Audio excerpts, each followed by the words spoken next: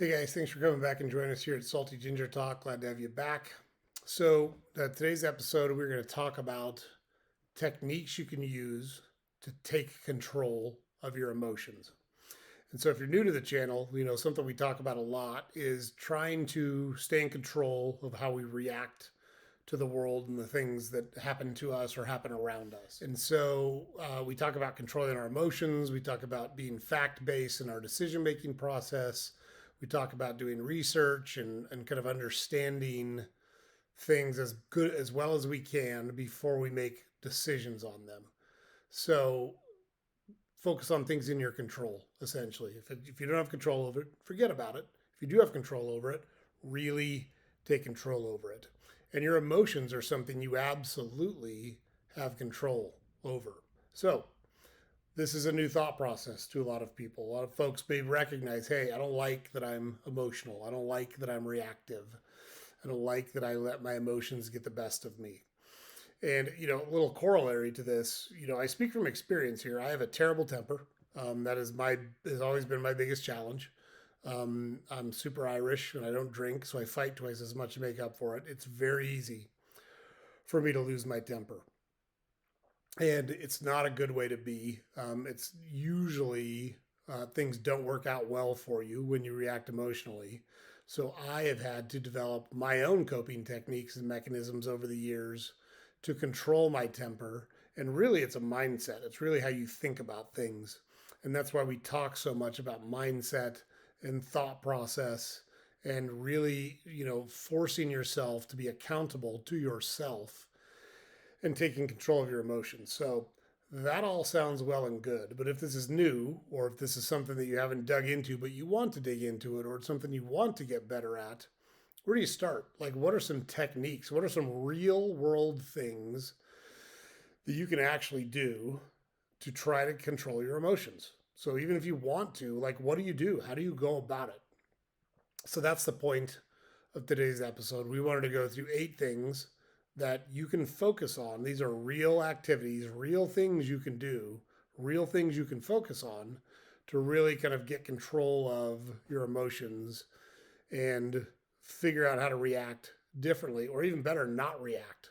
Just allow things to happen and observe them unemotionally. Like that, to me, is the place that you want to get to in most instances. Now, easier said than done. Totally got it. I'm not great at it sometimes. I'm not perfect at it by any means. I struggle with it in certain situations still as well.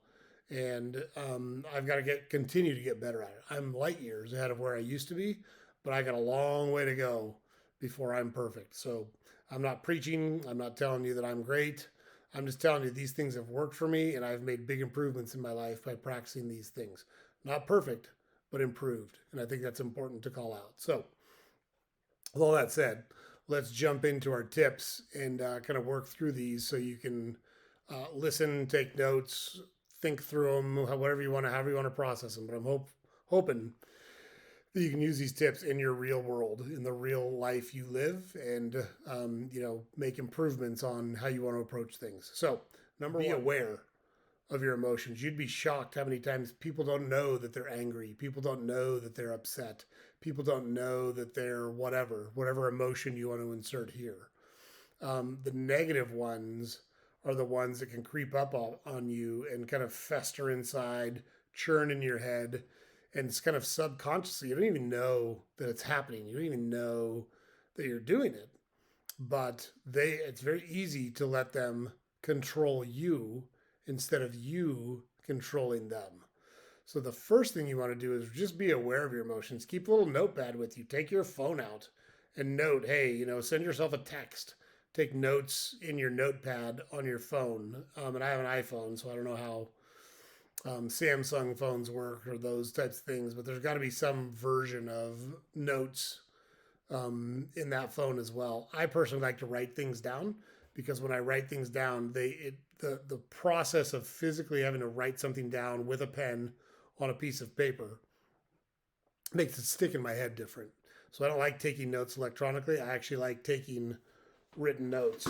So for example, I'm going to show you my notepad. I take notes. I write things down still. I know I'm kind of a dinosaur, but I'm telling you, it works. So keep a notepad with you and make notes of your emotions. What caused it? What was the situation? Who was involved? What were some extenuating circumstances? Were you tired? Were you hungry? Were you in a heightened emotional sense because you just watched a really close game? Because you'd been in an argument with someone you care about? Because you'd gotten bad news at work? Was there a reason for your emotions to be the way that they were? So, really being aware of your emotions and the surroundings or environment that caused or contributed to those emotions, terribly important. Number two, accept your feelings, accept that they're happening. You can't just say, well, I'm not that angry. You're angry. Why are you angry? I'm not sad. You are sad. Why are you sad? I'm not depressed. You are depressed. Why are you depressed? So you can't deal with a problem and you can't put a plan together to attack a problem if you don't first acknowledge the problem. And when I say acknowledge the problem, writing it down, so you have to look at it and or the process of writing it down, or saying it out loud to yourself is very important. Do not be judgmental in this process. Don't say, I'm so stupid I get angry when this happens. I'm such a baby because I'm sad when this happens. This is a non judgmental process. Your emotions are what they are. You have control over them. You can choose how to let them manifest. You can choose how you show them or don't show them to the rest of the world. But the initial emotion, that's something that happens. And if you don't acknowledge it, you can't deal with it. So you have to accept it. You have to accept that it's happening, even if you're upset that it's happening, even if you're pissed that it's happening, even if you're sad that it's happening. It's still happening. And the only way to deal with it is to actually accept it. And I mean accept it. Say it out loud to yourself, write it down, actually accept it. Like take that step because it's important. Don't gloss over that step. It's important. Number three, practice deep breathing. You've heard us talk about this a lot on this channel if you've listened to our other videos. I am such a fan of what I call the cleansing breath. And you can do more than one cleansing breath. Used to play baseball. I've talked about it. When I would get the ball back from the catcher or the infielder, wherever I got the ball from, I would stand on the rubber and I would breathe in through my nose and out through my mouth before I got ready to attack the next pitch. Just like that. I know it seems silly, but I am telling you, it is magic. It works. It's a relaxation technique that can help you control stress, help you control anxiety, can help you control anger. I've never been a guy that showed stress outwardly. I feel it, but I probably think I feels like I have a higher threshold for stress than most people do. I'm not an anxious person, never have been. But anger, oh yeah, I get angry much faster than most people do. So everyone's got their cross to bear. Everyone's got their thing to deal with. And you can hear me acknowledging that anger is a problem for me. I get angry very quickly. And so if you don't acknowledge it out loud, it's important. You have to acknowledge it before you can deal with it. It's important to acknowledge it. But the deep breathing is a great way to reset. Just there's something about it that is really calming, really soothing, and can really help you kind of mentally reset where you're at. At a minimum, it stops you from reacting, and you're in a better headspace once you're done with your breathing. If you need to do that 5 times in a row, 10 times in a row, do it 5 times in a row, 10 times in a row. But it is such a good tool to use to control your emotions. Number 4, communicate openly. If something is bothering you, communicate your concerns in an open and respectful way. So I say respectful because it's not good to say, I'm so fucking pissed. That's not going to be helpful. You're creating an adversarial or a confrontational situation. That is not the way to express it. Now, it's important to express it, but you want to express it in what I call a constructive versus destructive way. So use the I statements that we talked about. I am upset because this happened. I am upset because you behaved that way. I am upset because you said this. So you don't have to do that real time. It doesn't need to be stream of consciousness. You don't have to react to every single thing that happens. When something's gnawing at you, get it out in the open. Get sunlight on it. Sunlight is the best disinfectant. But I can't stress enough, it's important that you take a constructive approach to doing this. So don't go after people. Go go to them with the idea that you want to resolve the issue, solve the problem, put it behind you, and move forward in a constructive way.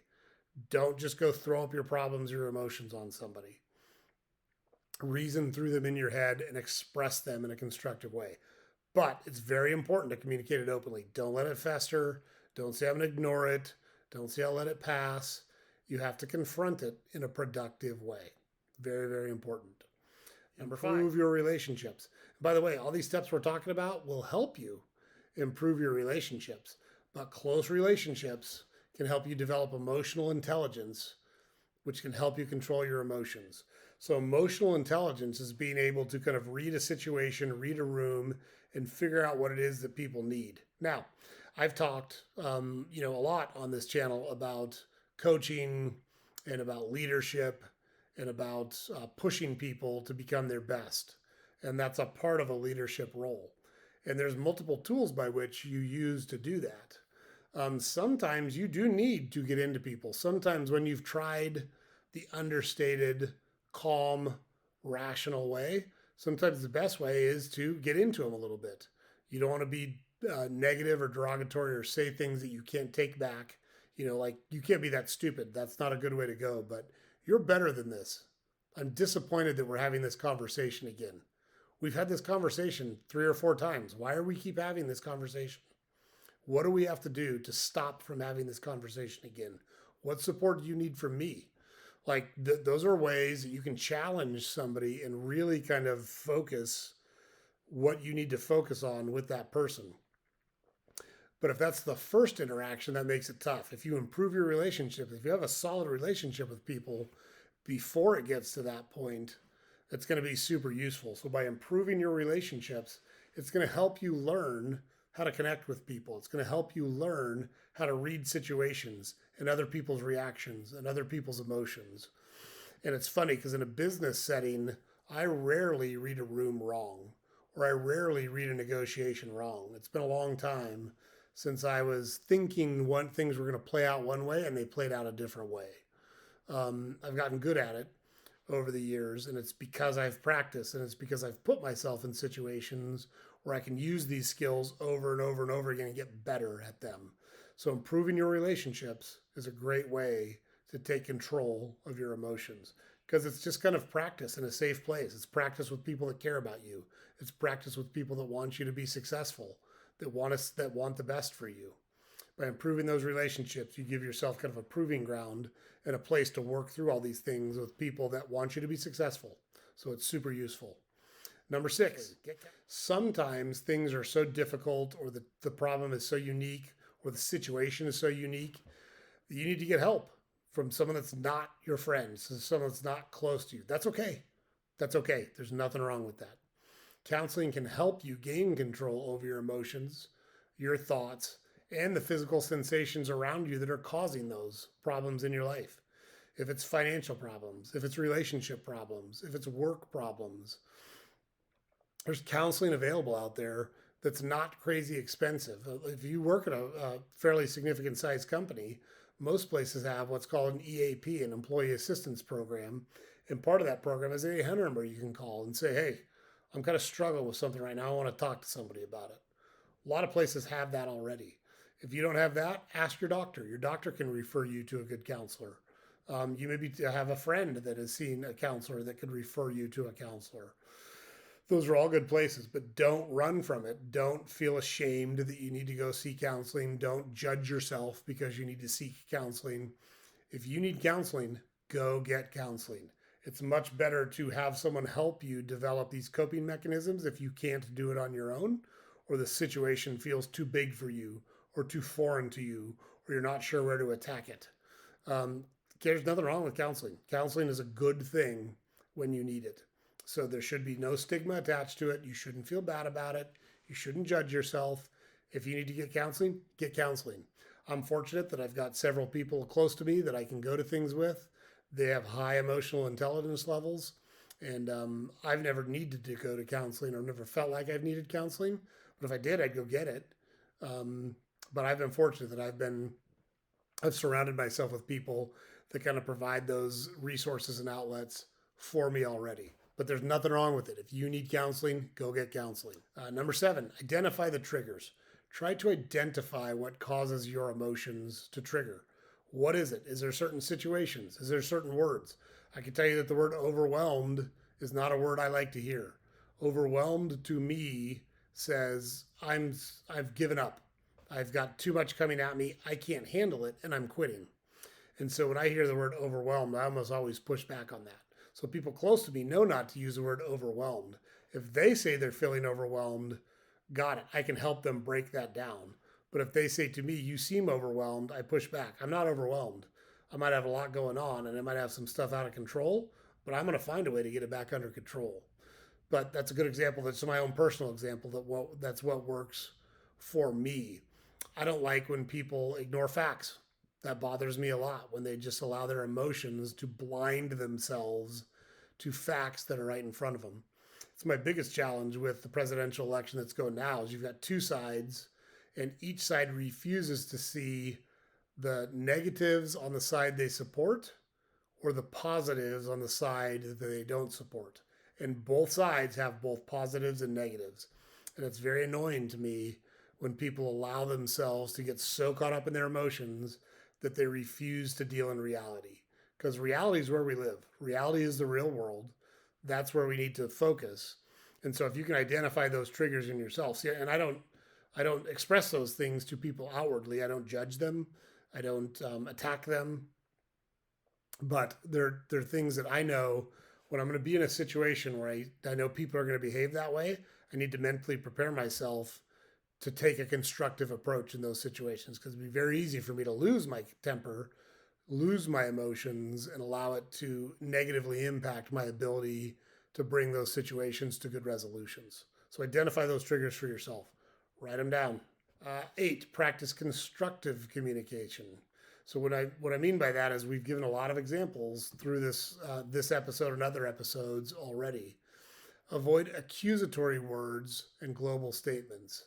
You never, always and never are global statements, and they rarely are true. Everybody dies, that's a true global statement. You always act this way. Well, do they really always act that way? Or do they act that way enough that it's irritating to you and it bothers you and you want them to work on it? There's a big difference saying you always act this way or say, hey, I've noticed that in several situations, you've reacted this way and I'm trying to understand why so I can help resolve it. Those are very different than you always treat me that way. You always say those things. You always act that way. Like the global statements, not a good way to approach a situation, not constructive in general. Give others a turn to talk. It's not all about you. If you want to have good relationships, that's a two-way street. They need to be able to say what they need to say about you and your behaviors so that it's collaborative and you're working together to resolve issues. And you're looking for middle ground while you do that. But like it's not all about you. If you want a relationship with someone, that means they need to get what they need out of that relationship as well. And if you don't allow them the opportunity to say those things out loud and to, without judgment, without reaction, actively listen to what they're saying and absorb that information and process that information in a productive way, it's going to be difficult for you to develop a good relationship with that person. You wouldn't want someone to do that to you, so don't do it to someone else. You would not want someone to say, I need to get a bunch of stuff out. You're not allowed to talk. You're not allowed to say how you feel about it. And then I'm going to walk away. You would not like that. Don't do it to somebody else. And always, always, always focus on the relationship and looking for middle ground that allows you to continue building the relationship into a better place. So those are our 8 tips. Those are real world things you can do to try to gain control of your emotions. I don't think you can do all 8 of them just immediately, but pick one and try to make that your focus and say, you know what, for a week, I'm just going to be aware of my emotions. I'm going to write them down. Number 2, and then the second week, I'm going to accept my emotions. I'm going to process all the things I wrote down. I'm just going to accept it. Say, hey, this is the reality of where I'm at right now. So maybe you pick one a week, and as you go through a couple of months, now you've got all 8 of these incorporated in your repertoire, and you're continuing to work on them. You've got good practice on how they operate, good practice on how you can approach them. And again, I think you'll wind up in a much better spot if you try those things. So, hope you guys found this helpful. These are all things that I use in my personal life. So, I'm not giving you anything that I don't have. I'm not a therapist. I'm just a guy that's been through a lot of stuff. I've been in a lot of high pressure situations.